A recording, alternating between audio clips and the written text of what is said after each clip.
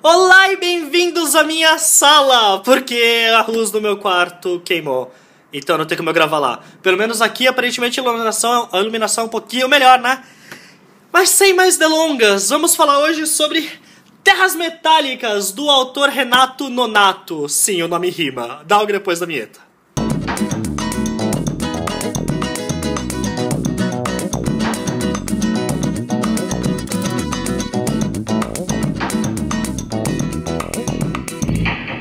Terras Metálicas é um livro que me lembrou alguns outros livros, na verdade. Algo em torno como Divergente e Harry Potter, mas logo vou explicar pra vocês.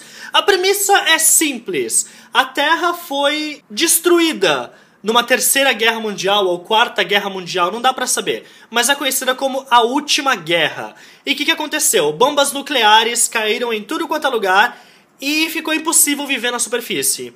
O planeta tá devastado. Se você sobe para a superfície, você é bombardeado com radiação e você morre. Pois é. Então, vide isso, foi criada toda uma estrutura dentro da Terra chamada Esfera. E é uma estrutura criada por brasileiros. Quer dizer, todos os personagens aqui aparentemente são brasileiros. Têm nomes brasileiros. Então, parte-se do pressuposto que são sobreviventes brasileiros dentro dessa esfera. Não se sabe quanto tempo faz que essa guerra aconteceu, porque os registros disso foram perdidos durante uma crise dentro da esfera. O que se sabe é, agora a vida lá é a vida lá. E tem algumas particularidades, e eis porque me lembrou Divergente, eis porque me lembrou Harry Potter. As crianças estudam numa academia, onde elas aprendem sobre a vida, a matemática, todas essas aulas que a gente tem, e mais algumas coisinhas extras. Só que, ao completar 12 anos... A protagonista tem 12 anos, os personagens aqui geralmente estão nessa faixa de idade, eles passam por uma formatura, uma cerimônia conhecida como cerimônia de implante. E o que é essa cerimônia? A criança vai lá e tem todo um discurso, os caras mais importantes estão lá, e vai ser implantada com um chip. O chip, na verdade, aqui, na nuca.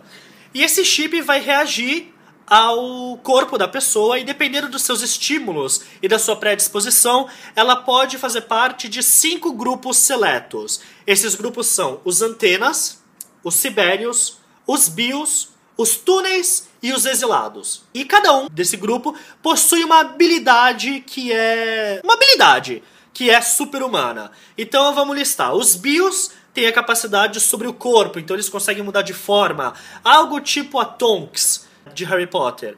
Os sibérios conseguem mudar a temperatura do corpo e dos objetos ao seu redor. Então eles pegam, seguram esse livro e podem fazer o livro pegar fogo, ou fazer o livro congelar. Os túneis conseguem mover os objetos à distância, fazer levitar. É bem legal, é uma das habilidades que é mais explorada aqui nesse livro. E tem os antenas, que têm habilidade sobre a mente. Eles conseguem ler mentes, até controlar outras pessoas, dependendo do nível de habilidade. E você tem os exilados. Exilados são aqueles que não têm poder nenhum, porque eles não têm nenhuma predisposição para ativar esse chip. E é isso que acontece. Então, entendeu? Divergente, que você tem as 4 facções. Harry Potter, que você tem as 4 casas. Terras Metálicas, você tem esses 4 grupos. Daí você tem a protagonista que se chama Raquel. E a Raquel, tudo que ela mais quer é ser uma túnel.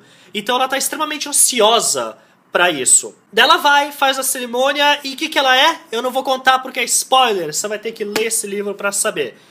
E aí, continuando um pouquinho mais na premissa, só para deixar aquele gosto de curiosidade, a vida na esfera é perfeita, digamos assim. Eles não sabem o que é mastigar. É verdade. Eles têm uma dieta que é uma pílula balanceada, que é a pílula de comida. Então eles não sabem o que é mastigar.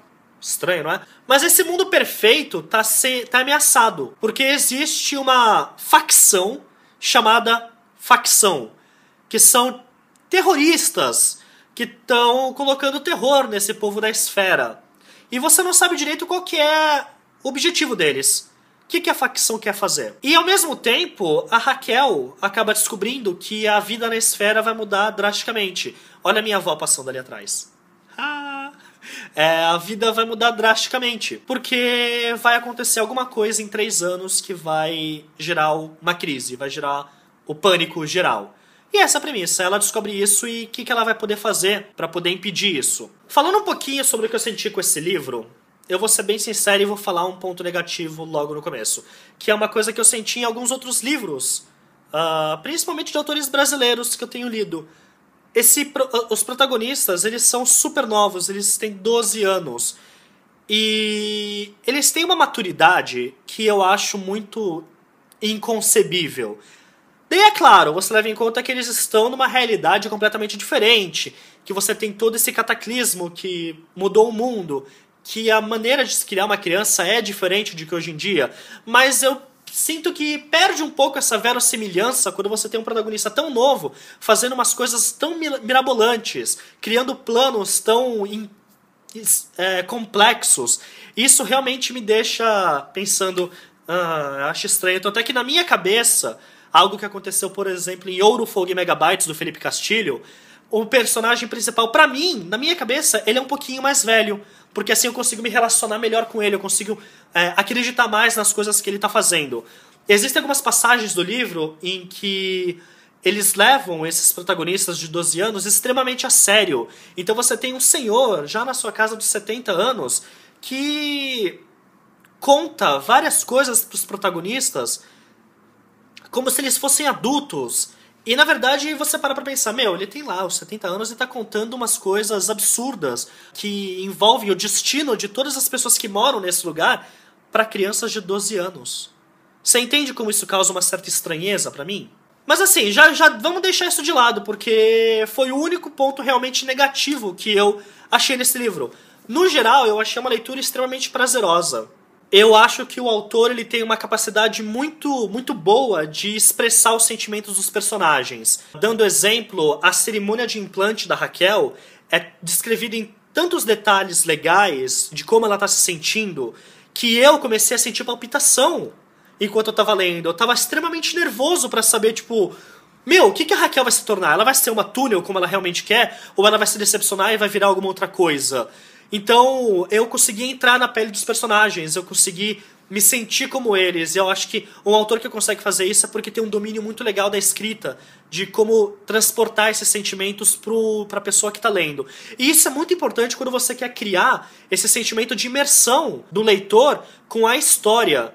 Então é realmente interessante conseguir sentir isso. Fora isso, também a mitologia, não mitologia, mitologia é a palavra errada. O universo que ele criou dentro dessa esfera é super interessante. Vamos partir do pressuposto de que passou mais de 1000 anos desde que a última guerra aconteceu e eles tiveram que ir para a esfera. Os registros foram perdidos. Então alguns costumes que a gente já tem como certos aqui são alienígenas para eles. Eles comemoram uma coisa chamada Niltal, que seria o nosso Natal, que é basicamente a mesma coisa, mas tem umas diferenças aqui e ali.